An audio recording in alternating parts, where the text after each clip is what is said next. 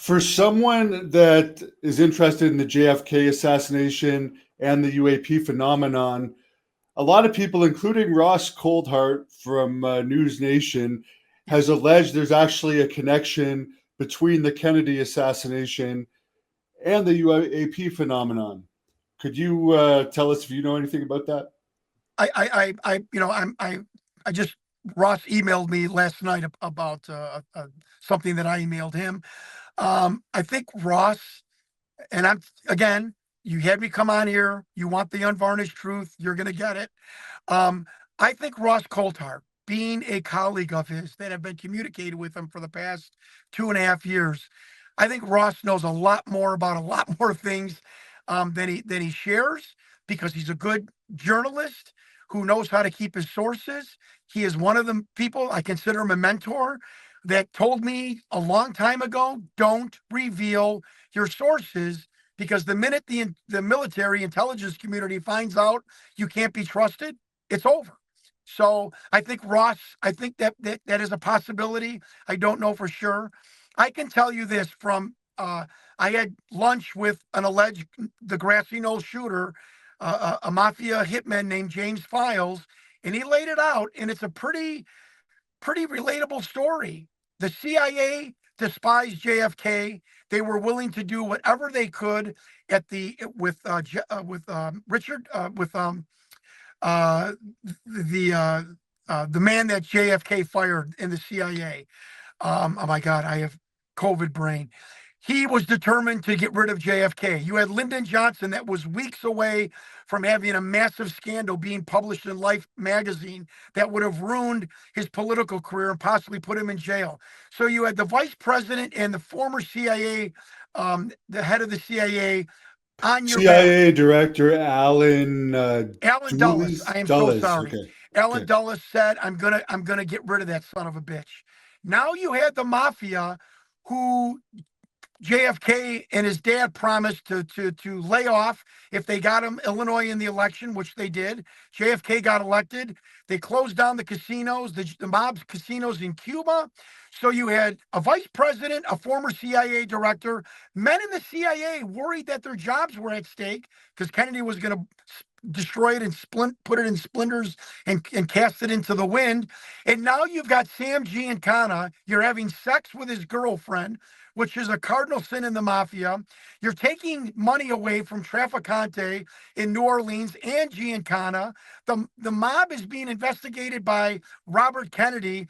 There is probably no one more, Devin, in history, other than Caesar, that had more enemies that were capable of doing harm to a person than JFK. And it was very simple what James Files told me over lunch in Melrose Park, Illinois. He said, Johnny, Giancana told Roselli. Roselli got the tacit okay in approval from the CIA. It was given to Charlie Nicoletti. Charles Nicoletti and James Files were in Dallas. Were there other shooters? James Files said yes, but he didn't distinctly know their identity. And Charlie Nicoletti was in the Dell Tex building, and James Files is very frank. He said, he was not allowed to shoot until he knew it was his last field of fire. And Kennedy had not been hit in the head, and they were going for a headshot. And James Files said, 2 hours before the assassination in the motorcade, he looked at Charles Nicoletti, who was, getting the instructions from Giancana Roselli. And he looked at Charles Nicoletti and he said, are we still on? And Nicoletti looked at Johnny Roselli, that was also in Dallas. And Johnny Roselli said, quote, I didn't hear anything from the old man. Fuck it. We're still on. Seems like a pretty interesting story. Also, the man, I think Gary Bowers, who was in the railroad control tower, said he saw a man with a plaid jacket walking away from the fence. James Files said he took his poplin gray jacket, turned it inside out. It was plaid on the inside, and he simply walked away after biting down on a spent 222 shell casing, which was found about 20 years later, about 15 years ago, in the dirt by the fence. So do with that as you will. Were there other assassination teams? Absolutely. Absolutely, I believe that. This was a this was a this was a military intelligence, mafia controlled assassination with many members for, so there could be some deniability, so the government can say, blame the mob. What are you looking at me for? So the mob could say, oh, the CIA told us, to do it, or so on and so forth. So there was nobody in history that had more enemies than JFK, and they all tacitly conspired to kill him, and they did.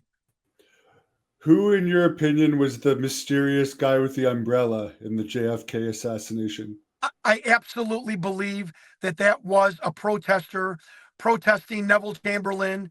Neville Chamberlain, for your viewers, if they don't know, went over, had an appeasement treaty with Hitler.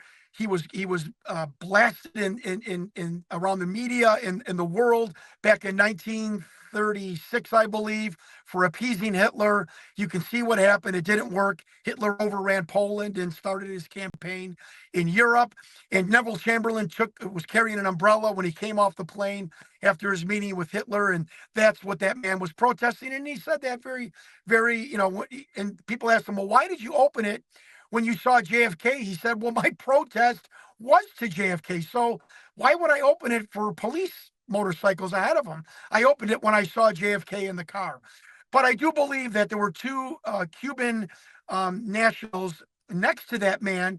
You could see the walkie-talkies in their back pockets. And they were, one of them, we have a photo, was talking on them. I definitely think that was the one of the scout teams or the lookout teams to notify shooters in different areas of Daley Plaza that the target is approaching, or whatever wording or whatever code they possibly used.